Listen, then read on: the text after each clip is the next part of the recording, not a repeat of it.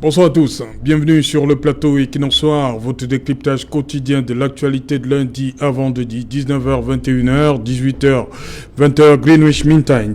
Vendredi 29 mars 2019 est jour de remise des carnets de correspondance sanctionnant la fin du second trimestre partout au Cameroun. Blériot Tsanou, élève en classe de seconde au lycée bilingue de Deido, est violemment pioché au couteau par un autre élève. L'absence de célérité dans la prise en charge par le personnel de l'hôpital de district de Deido suscite l'émoi aux quatre coins du pays. 14 janvier 2020, le lycée classique de Nkolbison, Brice Ndjomi Tchakounte, professeur de mathématiques, est froidement poignardé par deux fois par son élève de classe de 4e âgé de 15 ans seulement. En moins d'un an, l'ensemble de la communauté éducative et le pays tout entier est une fois de plus dans l'émoi. Paul Biya, à l'occasion de la 54e édition de la Fête de la Jeunesse le 10 février 2020, en rendant hommage aux jeunes professeurs de mathématiques, parlait d'un événement qui bouleverse les consciences et qui en dit long sur les dérives de nos sociétés modernes. Des sociétés marquées par la consommation de l'alcool, des drogues, tout comme l'apparition des phénomènes nouveaux tels la présence d'armes à feu et des porte-monnaies dits magiques dans nos établissements scolaires. Madame, Monsieur, tout à l'heure à 20h, c'est l'édition du vendredi présentée par Nadine Yambou, tout de suite après le débrief du journal et tout de suite le fait du jour.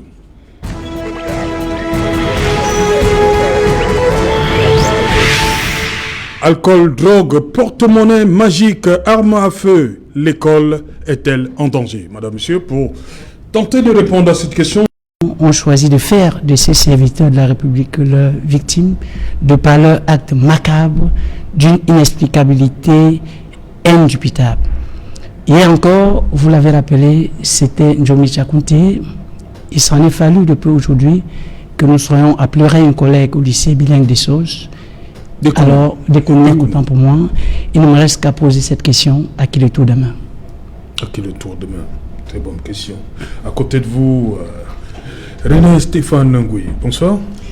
Bonsoir Serge Alain. Bienvenue. Vous êtes le seul politique sur ce plateau, à côté d'enseignants. Et on va commencer. Je commence par vous, Omer Seda. C'est quoi cette histoire de porte-monnaie électronique? Magique, vous voulez dire? Magique. Je suis resté dans le porte-monnaie magique. C'est quoi? Vraiment, la question, elle est difficile, c'est d'autant plus que je ne suis pas un magicien. Mais parce qu'au quotidien, nous sommes là avec des enfants qui ont des comportements susceptibles. Je pourrais m'hasarder à dire simplement que c'est un phénomène nouveau qui a pris un envol avec ces derniers temps des comportements ou des phénomènes de mode. Des enfants qui veulent s'habiller comme des grands stars, des enfants qui veulent avoir des téléphones de haute facture. Bref, cette jeunesse qui voudrait arriver à être, comment pourrais-je le dire, cette jeunesse qui veut manger sans travailler, pour parler de façon triviale. Je pourrais simplement, au regard des informations collectées au lycée bilingue de Créby, dire que ce phénomène est la résultante d'une volonté manifeste des jeunes de mener une vie qui est au-dessus de leurs moyens, et parce que élèves voudraient dire qu'ils sont une population à charge, ils n'ont pas les moyens pour se permettre un certain luxe. Il n'y a pas mieux à faire que de s'accrocher aux vendeurs des rêves, à ces vendeurs d'illusions qui les traînent dans des cercles ésotériques que je me réserve d'expliquer parce que je ne fais pas partie de ce monde. Voilà. Vous avez vécu cette expérience? Parce qu'à un moment, vous doutiez de ce phénomène-là, à un moment, mais jusqu'à ce que vous ayez un cas sous la main. Dites-nous, en quelques minutes. Oui, je vais dire que je ne l'ai pas vécu personnellement, mais j'ai eu la chance de côtoyer un collègue qui a véritablement été témoin oculaire de cette scène macabre de manipulation de portefeuille magique. Je ne voudrais pas, pour des besoins de commodité, signaler ou faire mention de l'établissement, mais toujours est-il qu'il s'agissait d'un élève de classe de première à 4 qui, à travers l'observation de son enseignant, mon collègue, opérait des dépenses folles, entraînait ses amis dans des buvettes, dans des bars dancing, dans des shoppings, et s'occupait pleinement, pour ne pas dire de presque toute la salle de classe, ce qui avait attiré son attention. Et il a pu se rapprocher de l'enfant, et peut-être par indélicatesse, l'enfant a pu avouer cette capacité à faire usage de ce portefeuille magique. Et lorsqu'il m'a fait le compte de cette scène triste, de cette scène macabre, j'ai personnellement, comme Thomas, cherché à voir. Et au hasard, une soirée, j'ai pu, en compagnie toujours de ce collègue, apercevoir ce jeune homme qui est entré dans une boulangerie avec une bande d'amis et a commencé à opérer des dépenses folles. Et moi, personnellement, je ne veux pas vous mentir, il nous a pris en charge. Nous étions au début 3 enseignants, mais à la fin, nous nous sommes retrouvés une quinzaine et il l'offrait sans calculer. Et nous prenions, pas parce que nous voulions absolument, mais c'était simplement pour voir jusqu'où il pouvait pousser les dépenses. Et je crois que en 2 heures, l'enfant s'est retrouvé de façon sommaire à une dépense qui pourrait s'estimer à plus de 500 000 francs. Et j'ai donc déduit véritablement qu'il avait quelque chose... Il n'était pas issu d'une famille aisée? Je ne pense pas que issu de famille aisée, autant pour moi, on peut se permettre des dépenses du genre. Encore que... Parce qu'à une certaine époque, avant ce phénomène de porte-monnaie magique, avant, c'était des enfants, des personnes qui étaient bien, et l'enfant se permet souvent d'aller soutirer. Un peu, il allait dans la caisse de son père, il soutire et il met ses camarades à l'aise. Mais maintenant, c'est des enfants issus des familles qui ne sont pas forcément nantis, qui font ce genre de trucs.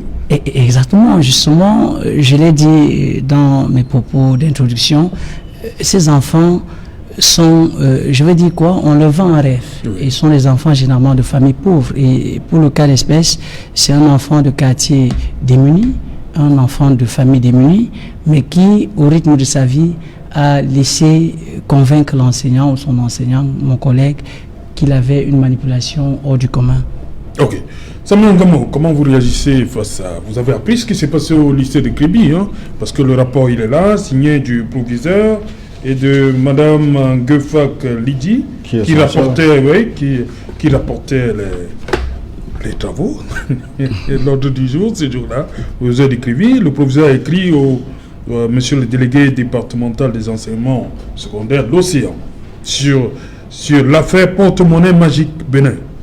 Comment vous réagissez? Vous êtes sûrement déjà tombé aussi sur cette affaire de porte-monnaie magique. Merci encore, monsieur Otou. J'avoue que il me manque des mots pour parler de ce problème de porte-monnaie magique. Pour la simple raison que personnellement, je n'ai pas encore vécu une situation qui est relative à ces problèmes de porte-monnaie magique. Mais je vais vous dire qu'à travers les réseaux sociaux, j'ai également, comme beaucoup de Camerounais, pris connaissance d'une panoplie d'histoires qui se racontent autour des porte-monnaie magiques. Et de quoi est-il question? D'après ce que nous lisons dans les réseaux sociaux, et même ce que nous avons suivi à travers ces actes qui se passent au lycée de Kribi, il se pourrait, je dois utiliser le conditionnel, que certains de nos enfants trouvent des possibilités d'entrer en connexion avec des magiciens, puisqu'on parle de porte-monnaie magique. Et à travers des pratiques dont je ne peux décrypter, ils entrent en possession de grosses sommes d'argent. Mais ils ont une seule condition, c'est qu'ils doivent dépenser ces grosses sommes d'argent en peut-être une journée ou 2 jours. Et pour réussir cet exploit, parce que dépenser, moi-même qui suis adulte, si on me demande de dépenser 50, 200, 300 000 par jour, ce n'est pas évident. Ça devient maintenant un emploi. À temps permanent. Et il doit absolument se faire accompagner. Oui. Parce que dans ce qu'ils visent, dans ce qu'ils recherchent, je vais utiliser un terme qui est connu de tous les Camerounais, il y a le matu vu. Parce que j'ai essayé de recouper quelques informations.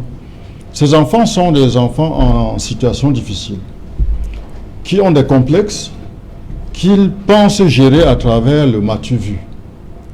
Ils se taillent une image, et lorsqu'ils n'ont pas de moyens pour accomplir ces images, ils pensent donc maintenant qu'ils doivent passer par des raccourcis tels que les porte-monnaies magiques pour enfin avoir des moyens peu orthodoxes, même pas du tout orthodoxes, pour se donner une image qui n'est pas réellement leur vraie image. Et à travers cela, le danger, c'est qu'ils n'y vont pas seuls. Ils ne vont pas seuls dans cette aventure. Ils traînent avec eux leur père. J'ai suivi tout à l'heure l'intervention du professeur Seda. Ils ne traînent pas seulement leur père, même certains enseignants. Oui, M. Seda, lui, il est allé en tant qu'observateur pour chercher à en savoir davantage. Mais les informations qui nous remontent nous font savoir que certains enseignants ne pratiquent pas la porte-monnaie magique, non, mais sont dans le couloir des dépenses. Parce que tout cela, ils s'entourent, ils sont devenus aujourd'hui des points focaux, autour desquels gravite un ensemble d'élèves, d'enseignants, de surveillants. En réalité, voilà les peu de choses que j'ai pu glaner sur cette histoire de porte-monnaie magique. Ok, on va terminer avec vous, René Stéphane. Oui, sur le porte-monnaie magique. Hein. Vous êtes parent, vous suivez l'actualité à travers les réseaux sociaux également. Votre commentaire? Alors, moi, je suis un esprit cartésien. Oui. Je ne pense pas beaucoup que la magie sous cette facette-là existe. Il faut qu'on approfondisse les recherches et les analyses pour savoir d'où sort l'argent dans le milieu académique où on nous envoie souvent par vidéo, même des jeunes dames qui marchent tout nus dans les marchés, on dit c'est parce que la secte a demandé de faire X ou Y. Bon, ceci dit, il faut quand même se dire que pendant ma tendre jeunesse, nous aimions respecter un maxime. L'école est le lieu où la vie, où on établit l'égalité, là où la vie a créé les inégalités. Ça veut dire quoi? Ça veut dire qu'on va à l'école, enfant de riches, enfant de pauvres, on devient une... Certains disent même souvent que c'est pourquoi on a institué l'uniforme. Très bien. Parce que si on laisse les enfants venir, chacun, ça va créer... tout le monde met l'uniforme. Alors, le politique que je suis dirait tout simplement, il faut qu'on reconstruise notre système de valeurs. Parce que quand on est dans une société sans modèle, que le président de la République est le plus con, les modèles sportifs comme les Roger Mila, les Samuel et tous les Joseph-Antoine Bell sont des fainéants. Les enseignants qui hier étaient pour nous des porteurs de paroles d'évangile sont des mendiants. Et les gens chargés d'établir la paix et la sécurité sont des mange-moules. On n'a plus des repères. Et on se retrouve dans une situation où, malheureusement, sur tous les pans de la société aujourd'hui, le Cameroun devient un mur de lamentation. J'entendais parler de mur de lamentation. Mes souvenirs ne sont pas exacts. Je ne sais pas si ça se trouve en Palestine ou en Israël. Mais le Cameroun est devenu un mur de lamentation. Vous écoutez un média du matin au soir, c'est des pleurs, c'est des dénonciations. Vous écoutez un homme politique du matin au soir, c'est 50 ans de dénonciations et de pleurs, c'est trop. Il faut aujourd'hui que nous comprenions que la mondialisation voulue de tous nos voeux ne nous apporte pas seulement la richesse économique, mais également ce problème de mœurs. Donc l'enseignant, mon cher frère Omer évoquait tout à l'heure. Donc, on regarde à la télé ce que font les élèves et les étudiants de Beverly Hills, on veut le reproduire au Cameroun. C'est-à-dire qu'ils viennent à l'école avec l'arme et là-bas, et ses camarades et les enseignants. Exactement. Ce n'est pas pour nous, qui ne vivions pas cela par le passé, c'est un phénomène nouveau. Mais quand vous arrivez dans des sociétés industrialisées, je ne dirais pas du banal, mais c'est répétitif. Donc, qu'est-ce que font nos jeunes enfants aujourd'hui? complètement sans un système de valeurs établi, sans modèle. Ils copient tout simplement ce qu'ils vivent dans les feuilletons au quotidien. Ajoutez à ça, nous-mêmes parents qui avons démissionné, le système qui est complètement en déphasage, et le pays qui s'est transformé, je le dis, en un mur de lamentation. C'est-à-dire que quand vous vous levez le matin, vous ouvrez la radio, vous entendez, oui, hier il y a eu tel assassinat, oui, vraiment, le pouvoir ne fait rien, oui, c'est. Vous donnez la parole à un enseignant, oui, on nous a clochardisés, on est plus. Tout le temps, on n'est que dans la négation. Il n'y a plus de. C'est à tort? C'est à tort. Comment ça? C'est à tort parce que nous avons connu dans ce pays des dictatures féroces. Oui. Il y avait, mais les politiques ont créé des systèmes et des modèles de vie qui ont permis que, quand vous comptez aujourd'hui au Cameroun, une trentaine de professeurs, 3000 professeurs, 4000 professeurs, vous allez vous rendre compte que entre les professeurs formés par l'État du Cameroun, malgré cet art, et les professeurs formés par l'Union des populations du Cameroun, à travers ses alliés, les Chinois, les Soviétiques, les Russes, à l'époque, vous allez vous rendre compte que, malgré la dictature féroce du président Ahidjo, la diaspora était organisée. Il y avait au niveau des étudiants l'UNEC qui regroupait les étudiants qui venaient d'Afrique, qui les tournaient le chemin.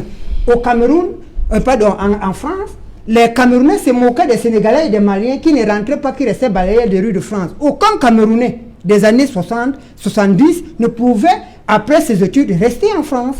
Donc la diaspora aujourd'hui, tout le monde, dès qu'on regarde, il faut qu'on arrête de se lamenter, qu'on se regarde dans le miroir, qu'on se dise que notre mission en tant que politique, en tant que Camerounais aujourd'hui, c'est de sauver le Cameroun malgré les dirigeants que nous avons et malgré tout ça. Et ça commence par les faits de société comme ceux dont on dénonce.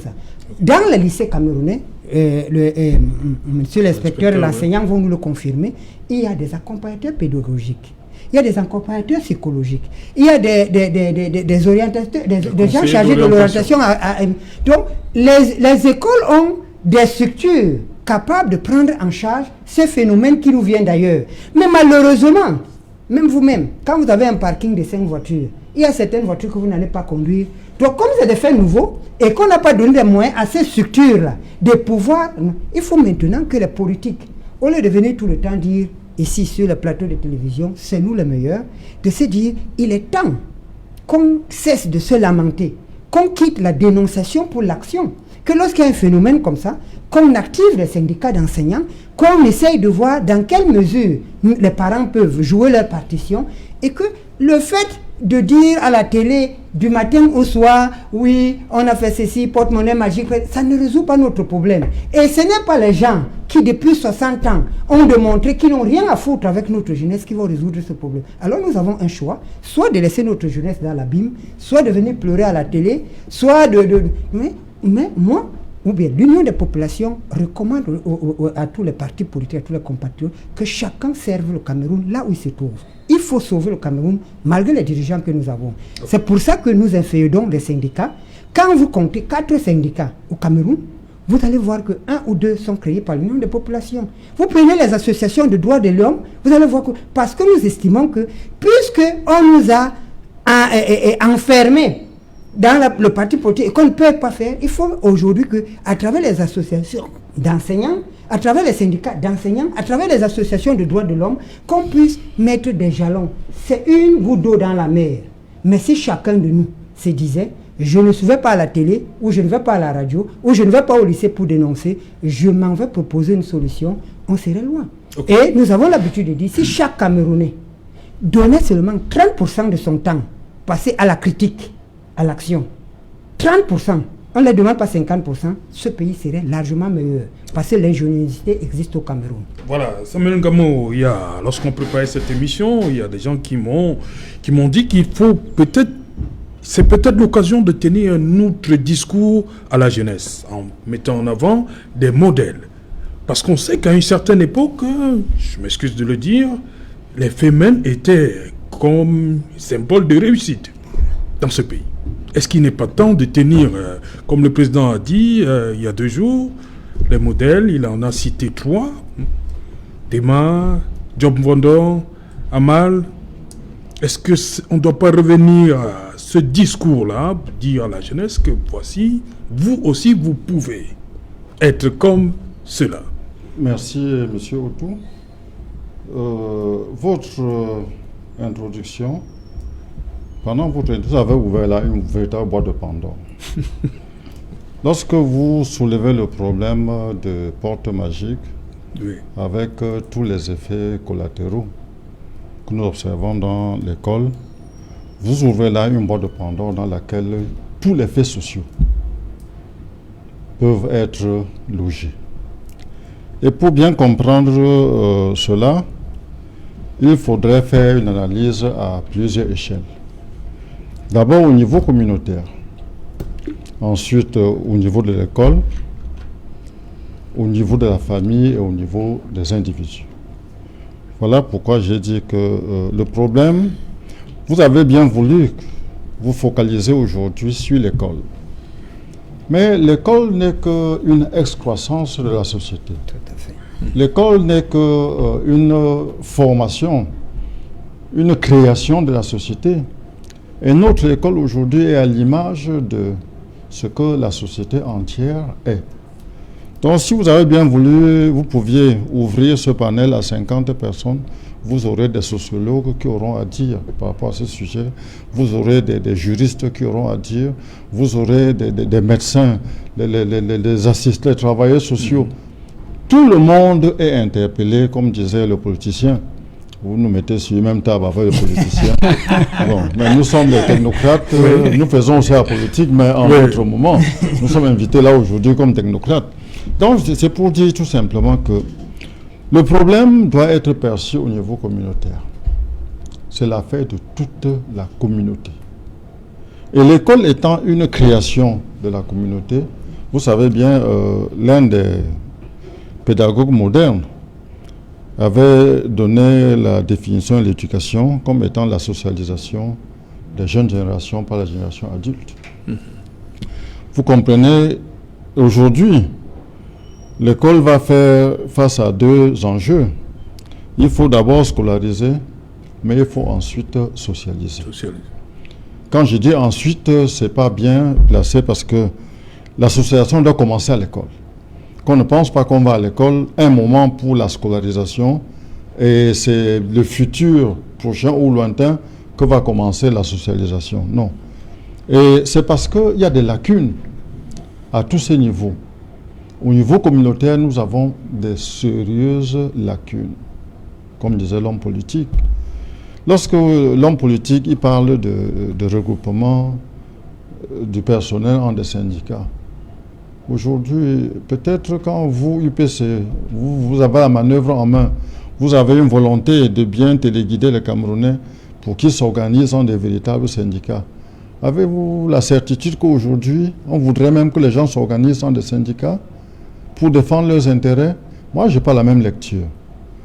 Donc, au niveau communautaire, quelque chose doit être fait. Et au niveau, quand on va à l'échelle juste en dessous, au niveau de l'école, il y a beaucoup de choses. Nous n'aurons même pas suffisamment de temps pour parler. À l'école, il y a beaucoup de choses. Parce qu'à l'école, lorsque tout dans votre introduction, vous dites un élève sort une arme à feu dans une salle de classe. Il menace son professeur d'anglais. Il menace son professeur d'anglais parce qu'il veut absolument avoir 10 sur 20. Cet élève n'est pas conscient que 10 sur 20 est à peine passable. Vous voyez donc qu'il sera même puni pour rien. S'il est menacé pour avoir 19 sur 20, on peut même comprendre qu'il sait pourquoi au moins il bagarre. Vous comprenez tout de suite que c'est le genre d'enfant qui peut poignarder pour rien. Si on doit sortir une arme à feu pour revendiquer 10 sur 20, vous comprenez qu'il y a un problème à la base. Il attaque là la relation fondamentale avec lui-même. Il a un problème avec lui-même. La deuxième relation fondamentale qu'il attaque, la relation avec l'enseignant. Et à partir d'un échantillon comme celui-là, on doit reposer les vrais problèmes. Quelle est la relation que le niveau supérieur communautaire que j'ai défini a établi réellement avec l'enseignant aujourd'hui? Voilà, ça pourrait faire l'objet de tout un débat ici. Oui. Et encore au niveau de l'école maintenant, On a encore plusieurs structures. Quelle est la relation que les élèves entretiennent? Quel genre de relation entretiennent-ils entre eux? C'est toutes les choses qu'il faut voir. Parce que lorsqu'un enfant arrive à l'école avec un revolver, il ne peut pas être seul dans cette organisation. Il a certainement le concours de ses pairs. Il a certainement le concours des agents collatéraux qui gravitent parfois autour de l'école. Et lorsqu'on sort de l'école, maintenant on tombe au niveau de la famille. Il y a beaucoup de choses à dire. Quelle partition la famille joue-t-elle effectivement dans cette situation? Quelle partition elle joue? Parce qu'en réalité, l'école, la famille doit être la première structure de socialisation. La famille doit être la première structure de socialisation. Avant même de jouer le rôle de scolarisation, la famille est d'abord une structure de socialisation. Okay. Et lorsqu'on observe des failles à ce niveau, cela veut dire que la famille aussi a un problème. Okay. Et on arrive au niveau individuel maintenant. Peut-être... Oui, on va y revenir. Okay. Omer Seda, on a souvent, beaucoup disent que les parents ont démissionné dans leur mission. Est-ce que, pour vous, qu'est-ce qu'un parent doit faire avant et après une journée de classe pour son enfant?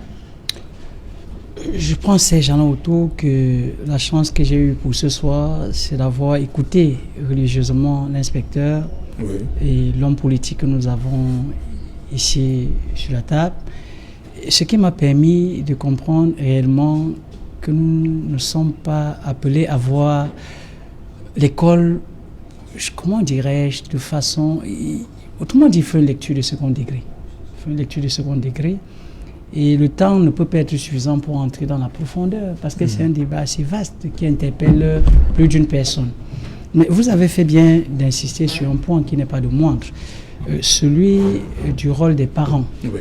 Je pense aujourd'hui que vous l'avez si bien dit, les parents ont démissionné. Les parents ont une idée que l'école, c'est où tout se fait, où tout s'acquiert, où tout se construit. Que non. Monsieur l'inspecteur l'a si bien dit, l'école est une excroissance de la société. Cela voudrait dire, pour que l'enfant soit déjà poli, pour que l'enfant soit à même de dire bonjour à son enseignant, il faudrait au préalable qu'il puisse le matin dire bonjour papa, bonjour maman. Mais si nous sommes dans des sociétés dans lesquelles les parents n'ont pas le temps d'inculquer ces valeurs aux enfants, où le matin, le parent regarde tout droit dans les yeux son enfant avec qui il discute l'entrée à la douche, l'enfant sort sans saluer le parent, pourquoi est-ce qu'il se trouverait dans l'obligation de saluer son enseignant à l'entrée de la salle de classe? C'est simplement pour dire que nous sommes dans un monde où l'extérieur devient de plus en plus agressif, où il y a un abandon fondamental du rôle premier des parents dans l'éducation de leurs enfants. Mais je ne voudrais pas dire que c'est le point qui m'intéresse le plus. Le point qui m'intéresse, avec la chance d'avoir ma gauche, c'est la responsabilité de l'homme politique ou du politique. En réalité, si je parle de cette pensée philosophique qui voudrait qu'une société soit à l'image de son école, et quand on veut détruire une société, on n'a qu'à détruire son école. Ça me fait dire que le 12... On détruit l'école comment? Détruire l'école, en réalité... En concernant les anciens, c'est ça? J'y viens fondamentalement. Oui. Vous m'arrachez là les biscuits. Clochardiser les enfants, vous êtes les modestes. enseignants. Les enseignants, vous êtes modestes dans vos propos parce que... Ah là, je suis modeste. Oui, justement, il va falloir... Vous serez plus dur encore? Peut-être pas dur parce qu'il faudrait que je blesse les uns des autres, mais parce que la situation est si dure qu'il faut dire les choses de façon dure. C'est Jalin. Imaginez, nous sommes le 12 février, au lendemain de l'adresse du président de la République.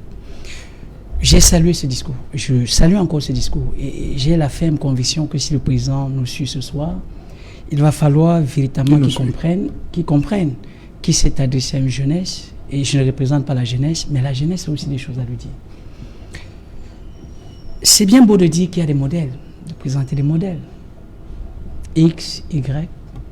Mais attention, les modèles qui sont formés en hexagone, est-ce qu'ils peuvent véritablement impacter sur le comportement des jeunes enfants du lycée bilingue de Kribi, du lycée bilingue d'Ekounou? que non. Nous avons des réalités. Est-ce que Monsieur le Président de la République, au jour d'aujourd'hui, peut dire qu'avant que ces modèles de l'Université de Sorbonne ne viennent avec tout ce qu'ils ont pu engranger en Occident, nous dire ce que nous pouvons trouver comme modèle dans l'école camerounaise? Est-ce que les enseignants aujourd'hui peuvent être des modèles? Monsieur Ngoué a tantôt parlé d'une perte indescriptible des valeurs. Hier, les enseignants étaient porte-parole des valeurs, porte-étendard. Où il a parlé tantôt, je vais le citer, hein, porte-parole, il portait les paroles d'évangile, c'est un peu difficile de citer. Mais c'est une façon de dire que si aujourd'hui, l'enseignant peut se faire gifler dans une société sans que cela ne fasse l'objet d'une attention particulière, sans que peut-être même le président de la République ne puisse taper la main sur la table.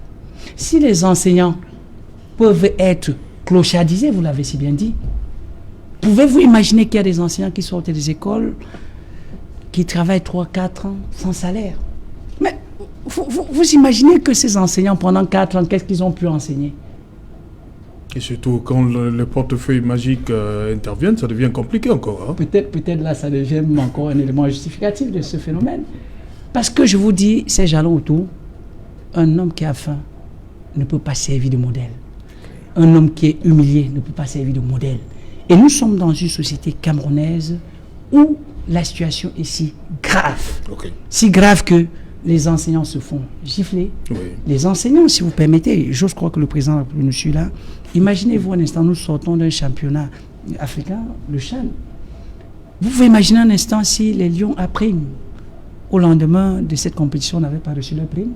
Mais je crois que cette situation aurait fait la une de tous les jours. Mais vous imaginez qu'il y a des enseignants qui, après correction des examens officiels, peuvent faire 6 mois sans percevoir le moindre sou. Mais ça n'émeut personne. Et cette situation laisse croire que nous cherchons des modèles dans un espace qui ne peut rien nous apporter, alors que nous pouvons construire des modèles. Et je pense que Monsieur le Président de la République, prochainement, peut-être c'est un peu une injonction, devrait comprendre que la meilleure façon de donner des repères à la jeunesse camerounaise, c'est de construire l'école camerounaise à travers des décisions fortes qui voudraient que l'enseignant ne soit pas la risée de la société. Voilà, merci. On accueille donc Gilbert Guindo. You're welcome, sir. Thank you very much, Mr. Sage. When the teacher is late, what does that mean? He takes permission for being late. Okay. And he pleads for being accepted being late. Ok. Voilà, teacher Guindo, il y a 2 situations. Vous avez connu la situation du jeune enseignant de mathématiques le 14 janvier 2020, assassiné par son élève de 4e. Et on est passé, comme m'a dit Omer Seda, notre enseignant, on a frôlé le pire, à Yaoundé encore, lycée des Kounou, je sais pas, c'est classique ou bilingue, ouais, des Kounou. Là, un professeur d'anglais, son élève qui sort là. How do you feel like as a teacher devant ces 2 tableaux? Thank you, Mr. Sage. I'll start by greeting humbly my seniors I see near me, and besides, I would like to tell you that, to tell the public that I'm a young teacher in the field, although I have taught close to 20 years, but when I look at those who are near me, I feel I am still very young in the profession, and the little experience I've had to do with those children in the field, I've learned a lot. And I teach from those of the secondary right up to those of the higher education. And I've got to learn a lot. And I would like to respond to you from several parameters. The first parameter I would like to look at is from the case of the parents involved, like somebody, like my senior colleague there said. In a very brief way, because he said a lot there, you imagine that sometimes behind, about 2 years back, I've got to attend a meeting between schools and parents where the principal of that school asks parents vraiment les parents, il faut, même dans une semaine, il faut fouiller le sac de vos enfants, et regarder ce qui est dedans, regarder, voir si copier le nom des faits. There's a woman who got up very boldly in a school and told us that, monsieur le principal, moi particulièrement, je ne peux pas faire ça. Parce que j'ai 5 enfants avec 5 hommes différents qui vivent dans des villes, dans des maisons, dans des quartiers différents. Bon, je ne peux pas. Je vis avec une seule. That is just to come back and tell you that what my senior colleague there was telling you is something that is very habitual in Cameroon. I don't know if there is another country in Africa that has that kind of situation we are feeling here. That was in Douala 4 here. In Douala 4, there in Bonaberi, Douala 4. Mm-hmm. And that is to come back to what he told you about the issue of parents being responsible. There is that impression that the parents are gradually shifting their responsibility, what they are supposed to do, as those who gave birth to the children, to those who are only there to train the children academically. There is a boundary in responsibility. That boundary has to do with where the parents end and where the teacher takes. And when there is a mixture, there is mutation in that boundary, something will go wrong. And what is happening currently is that there is constant mixture and mutation in that boundary for one reason. Sometimes you find that this issue of separate maintenance where the father and the mother live separately, either the children are with the mother or the children are with the father. Once that occurs, the effects are very disastrous on the child, because whether we like it or not, the father has an impact on the life of the child, the mother has an impact on the life of the child that no one can replace the vacuum created by another one. The father is there for authority. The mother is there for basic cares. And once there is lacking in anyone, there is a serious problem. Permit me hold there and then move to the society. Each society has a philosophy of living. I'm afraid to say that the education society in Cameroon does not have a philosophy. And you also permit me to move from there ahead to say that even the political society, Cameroon as a whole, we don't have a society of living. We do not have a philosophy, please, a philosophy of living. If you have a Cameroonian, if a Cameroonian moves out of Cameroon, they ask you, how do you people live in your country? It's difficult. He will not know what to say. But take somebody from Nigeria. Take somebody from Ghana. Nkrumah fashioned the life of Ghanaians. How they are supposed to live. Kenyatta fashioned the life of Kenyans. How they are supposed to live. Forget about post-election violence. The Kenyans know the way they are supposed to behave. Ghanaians know the way they are supposed to behave. But in Cameroon, I'm sorry to say this, Aijo started what was called national unity, which failed because he was unable to equate the differences that were there to bring them together. And then later on, President Biya came and brought what was called national integration. He too failed because he was unable to bring together what were unequals, to blend together in terms of social justice. If any of them had succeeded, Cameroon would have succeeded to build what is a philosophy of life. That means to get all Cameroonians focused on one line on how to move ahead. But unfortunately, these two people have not.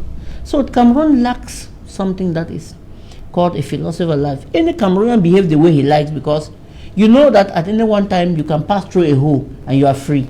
You can pass through any hole and you are free. That's how Cameroonians behave. And that is the reason behind that permit the word. The whole public should permit me that word of using that stupid notion that we say impossible never Cameroon. Why do we think that impossible never Cameroon? There are things that in life are impossible to do. Why do you think that a Cameroon must mount all that? No. I think that only God alone can do. But in Cameroon, we think that everybody can do. Let me now leave from there and I bring another thing to you. Look at now the situation of orientation. There's another problem, a very serious problem, which is orientation within the school milieu, which parents are failing and even teachers are failing. Let me begin from the side of the parents. The academic system, Cameroon has two subsystems, the English subsystem and the French subsystem. Both subsystems have syllabuses. And then you find a situation where in the English subsystem, where I am very versed, you find a situation where we have arts, sciences, technical education, commercial education. In life, any child who is growing up is adaptable to one system. A child who can do arts quickly and move ahead, but because the parents want to compare with other parents or compare with the society, or because of self-pride, we want the child only to do either science, do only commercial education, where that child is not capable of doing that and going ahead and achieving the various certificates that are supposed to be done. In that way now, you find that at one level, the child becomes stuck, cannot have the certificates, and then metamorphosed to something that is unbearable in the society. Those are some of those children that become a problem in the school milieu because they have become so frustrated. Children who pass successively without any obstacle and go out, you will hardly will you see them perform such mischievous acts within the school milieu. Besides, all of us here are academics, and everybody, you bear me witness that when you are studying and passing, you enjoy it. But you don't study and you fail, it's like you should blame for somebody for it. It's like you should pounce on somebody for it. Thank you. Je reviens à vous. D'abord, René Stéphane Goué, le président, dans son discours pour la 54e édition de la Fête de la Jeunesse, parlant justement de l'enseignant Djomé Tchakounté assassiné à Yaoundé, le président disait ceci, parents, il dit, j'en appelle aux parents, aux hommes de religion et aux enseignants pour que, grâce à l'éducation qu'ils dispensent, de tels faits ne puissent plus se reproduire. Les parents, l'Église, les hommes de religion, il a dit, il a englobé, et les enseignants. Je pense que, monsieur... Et je prends un cas peut-être, et ces faits-là ne se produisent pas beaucoup dans des lycées, dans des établissements confessionnels. Est-ce que vous comprenez pourquoi? C'est toujours dans nos lycées. C'est là où je voulais en venir avec le propos tenu par Gilbert Guinto, enseignant. Il faut qu'on se dise que nous sommes dans le domaine de la construction de la société. Et qui dit construction de la société parle du système éducatif. Parce qu'on ne forme pas les Camerounais pour être des Américains. Quand le président de la République dit, j'extrapole un peu, allons vers les terres, pratiquons l'agriculture. Combien d'écoles d'agriculture existent au Cameroun? Quel est le modèle agricole qu'on peut présenter à un jeune aujourd'hui en disant voilà tel qui a réussi en agriculture? L'homme politique que je suis continue à vous dire il faut qu'on construise notre système de valeurs, qu'on ait un système éducatif qui part de la base au sommet et en montrant des perspectives à la jeunesse que si nous restons dans le canot éducatif, voici ce que nous pouvons devenir demain. Et avec des exemples précis. Il disait tout à l'heure des modèles extérieurs. Moi, je ne pense pas que ce soit une affaire d'extérieur. C'est une affaire de globalité. Avant de penser micro, on pense d'abord macro. Quel est le système éducatif? Il a cité le Kwame Nkrumah, le Ghana, le Kenya. C'est vrai. Il faut aujourd'hui que nous cessons d'être une nation de lamentation. Comme je l'ai dit au début. Que qu'on se regarde dans la glace et qu'on se dise, monsieur m'a dit tout à l'heure en interpellant les hommes politiques. Mais est-ce que ce n'est pas le politique qui doit donc amener le... Mais justement, c'est ce que nous sommes en train de dire. Les gens ne vont pas... Vous êtes interpellé. On a une face from the capital. Those things, it is the politics of a country that defines the education system. And the minister in charge of education implements the policy of the government in that domain. Voilà. Alors, donc, le politique a un rôle fondamental. Tout dans un pays se construit d'abord par la politique. Voilà. La monnaie, l'éducation, l'économie, etc. etc. Okay. Donc, le politique... Oui. Stéphane, on va continuer après le journal, parce que dans un instant, elle est déjà là, Nadine Yambou, installée. Mais avant Nadine Yambou, avant de voir Nadine Yambou, comme tous les vendredis, une page de pub. Le médiateur d'Afrique Mag a 10 ans. À la une, Maurice Kamto. Dans cette édition spéciale, une grande interview exclusive du professeur